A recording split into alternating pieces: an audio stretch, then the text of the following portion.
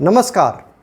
जब लोग life insurance खरीदते हैं तो सिर्फ इसका रिटर्न नहीं देखते, वो इस बात का भी ख्याल रखते हैं कि इससे टैक्स कितना बचेगा। सच तो ये है कि कई लोग सिर्फ टैक्स बचाने के लिए ही लाइफ इंश्योरेंस पॉलिसी खरीदते हैं। असल में जीवन बीमा पर टैक्स छूट इसलिए दी गई कि इसके महत्व को समझा जा सके, लेकिन सिर्फ टैक्स बचाने के लिए इसमें बहुत मोटी मोटी रकम का इन्वेस्टमेंट किया जाने लगा। अब हाल के वर्षों में सरकार की पॉलिसी बदल रही है।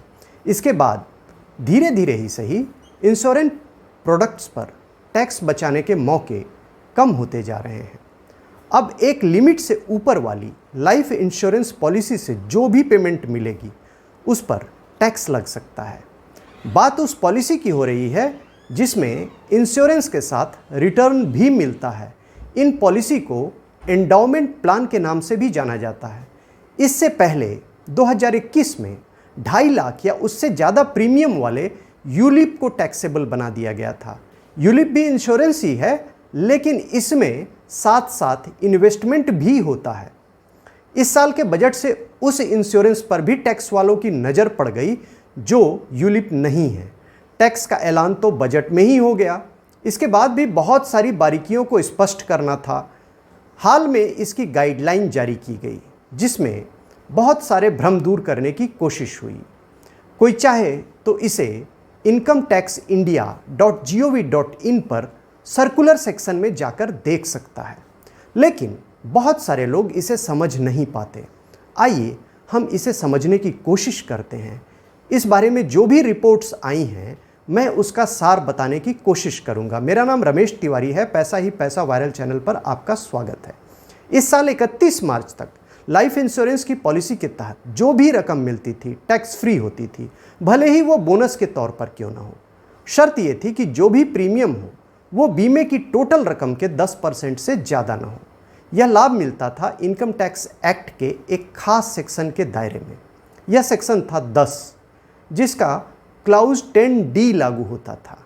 इस सेक्शन और क्लाउज में उस कमाई को शामिल कर लिया गया था जो हमारी आय में नहीं जुड़ेंगे। इस तरह ये एक टैक्स फ्री होने का जरिया बन गया था। अब इस सेक्शन में थोड़ा बदलाव किया गया है। कहा गया है कि टैक्स छूट तभी मिलेगी जब साल का प्रीमियम 5 लाख रुपए से ज़्यादा नहीं हो। अगर किसी ने भी इससे ज़्यादा प्रीमियम दिया है तो उसे इंश्योरेंस पॉलिसी पर जो भी पेमेंट मिलेगी उस पर टैक्स लग सकता है। इसे इनकम फ्रॉम अदर सोर्सेज में जोड़ा जाएगा।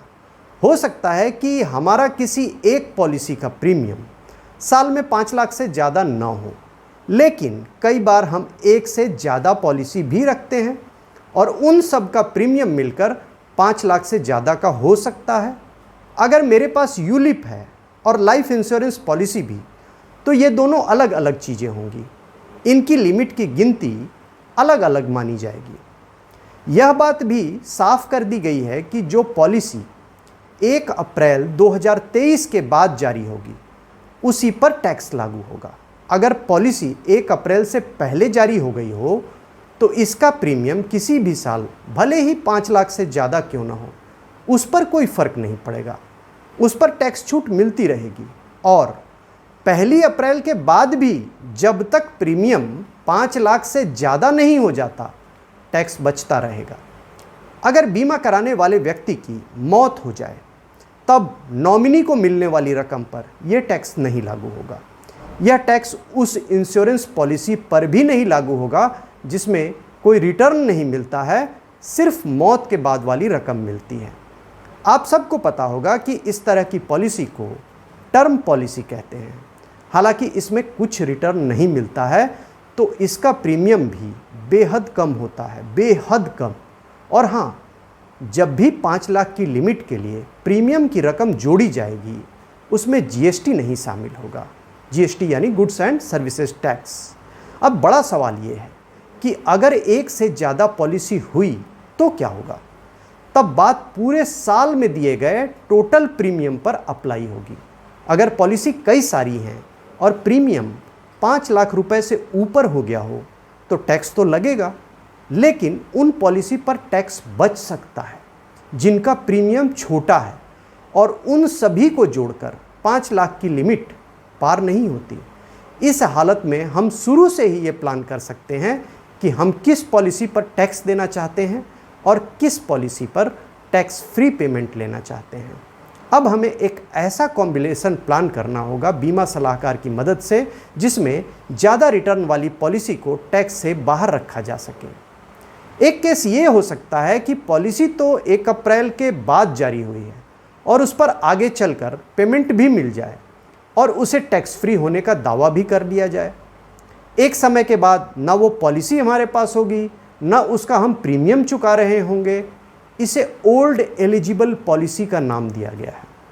टैक्स के लिहाज से हम इस तरह की पॉलिसी को भूल नहीं सकते हैं। यह देखना होगा कि क्या हम इसके साथ दूसरी पॉलिसी पर भी छूट ले रहे हैं। यह भी हो सकता है कि हमारे पास एक से ज़्यादा पॉलिसी तो हो, लेकिन उसमें प्रीमियम चुकाने का वक्त अलग अलग हो। जैसे एक पॉलिसी का प्रीमियम 2020 से 2025 के बीच चुकाया गया हो और दूसरी पॉलिसी का प्रीमियम 2026 से 2031 के बीच चुकाया गया है। तब दोनों में भले 5-5 लाख का प्रीमियम चुकाया गया हो, यानी 10 लाख का प्रीमियम दिया गया है, लेकिन समय अलग होने से इसमें टैक्स छूट मिल जाएगी। तो हम कोशिश करें कि एक साल में प्रीमियम 5 लाख से ज़्यादा ना हो, और ज़्यादा होने लगे तो मोटे प्रीमियम की सिंगल पॉलिसी लेने से बचें। कम प्रीमियम वाली अलग अलग पॉलिसी लें। इसका एक ज़बरदस्त फ़ायदा हो सकता है। किसी संकट में पॉलिसी तोड़ने की नौबत आई, जैसा कि अक्सर आती है, तो 1 या 2 पॉलिसी ही तोड़नी होगी, नुकसान कम होगा।